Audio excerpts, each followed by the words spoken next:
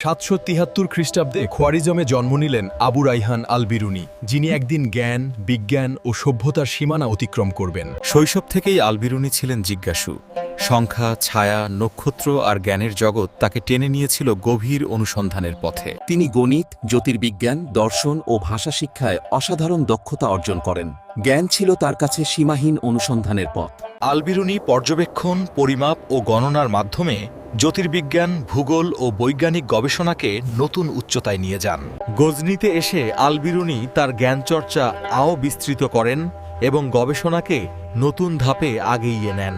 ভারতে এসে আল বিরুনি সংস্কৃত শিখেন, ভারতীয় সমাজ, ধর্ম, দর্শন ও বিজ্ঞান গভীরভাবে অধ্যয়ন করেন এবং তা বিশ্ব দরবারে তুলে ধরেন। জ্যোতির্বিজ্ঞান, গণিত, ভূগোল, পৃথিবীর পরিমাপ, খনিজের ঘনত্ব নির্ণয় সবখানেই আল বিরুনি রেখে গেছেন যুগান্তকারী অবদান।